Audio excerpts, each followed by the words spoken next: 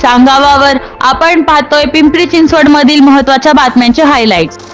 नागरिकांना ई प्रतिज्ञा घेण्याचे आवाहन। पर्यावरण संरक्षण आणि शाश्वत विकासाला चालना देण्यासाठी राज्य शासनाच्या माझी वसुंधरा 6.0 अभियान अंतर्गत पिंपरी चिंचवड महानगरपालिकेच्या वतीने नागरिकांना ई प्रतिज्ञा घेण्याचे आवाहन करण्यात आले आहे। वसुंधरेचे संवर्धन, नैसर्गिक साधन संपत्तीचे जतन आणि हरित जीवनशैलीचा स्वीकार यासाठी हा उपक्रम राबविण्यात येत आहे। उपमहापौर शर्मिला बाबर यांनी डेड हाऊससह यशवंतराव चव्हाण स्मृती रुग्णालयाला भेट देत आरोग्य सेवांचा घेतला आढावा। पिंपरी चिंचवड महापालिकेच्या उपमहापौर शर्मिला बाबर यांनी आज पिंपरी येथील यशवंतराव चव्हाण मेमोरियल YCM रुग्णालयाला भेट देत रुग्णालयातील विविध विभागांची पाहणी केली। यावेळी यशवंतराव चव्हाण स्मृती रुग्णालयाचे अधिष्ठाता डॉक्टर राजेंद्र वाबळे यांनी संपूर्ण रुग्णालयाचा सविस्तर आढावा उपमहापौर यांना दिला।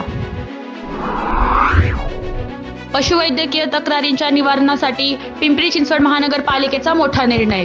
8 प्रभागांसाठी 8 स्वतंत्र समन्वय अधिकाऱ्यांची नियुक्ती।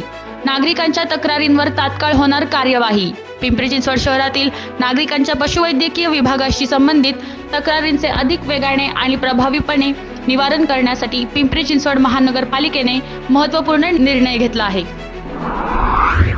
महापौर यांच्या अध्यक्षतेखाली क क्षेत्रीय कार्यालय येथे आढावा बैठक संपन्न। प्रत्येक प्रभागात मूलभूत नागरी सुविधा दर्जेदार आणि सुरळीतपणे मिळणे ही महापालिकेची प्राथमिक जबाबदारी आहे। योग्य दाबाने पाणी पुरवठा, स्वच्छ पिण्याच्या पाण्याची उपलब्धता, कचरा व्यवस्थापन, सार्वजनिक शौचालयांची स्वच्छता, अतिक्रमणमुक्त रस्ते तसेच पर्यावरणपूरक उपक्रमांची प्रभावी अंमलबजावणी यासाठी प्रशासनाने नियोजनबद्ध आणि समन्वयाने काम करणे आवश्यक आहे।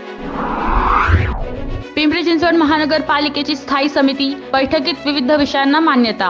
पिंपरी चिंचवड महानगरपालिकेच्या मुख्य प्रशासकीय भवनात आज स्थायी समितीची सभा पार पडली। सभेच्या अध्यक्षस्थानी अभिषेक बाळणे होते। या बैठकीत पिंपरी चिंचवड शहरातील पाणी पुरवठा सुरळीत करण्यासाठी पाईपलाईन दुरुस्ती, शहरातील दिव्यांची दुरुस्ती व देखभाल, दफनभूमी सुरक्षा, नागरिकांच्या पिण्याच्या पाण्याची सोय करणाऱ्या प्रकल्पांसाठी टाकणे तसेच महापालिकेच्या नगर रचना विभागात कार्यरत कर्मचाऱ्यांची रजा मंजुरी खर्च यासह मनपा हद्दीतील मालमत्ता कराची बिले वाटणाऱ्या महिलांनी नवीन मालमत्ता शोधल्यास त्यांना मनपाच्या कर संकलन विभागाच्या मंजूर दराने मानधन देण्याबाबतच्या उपसूचनेला मंजुरी देण्यात आली आहे।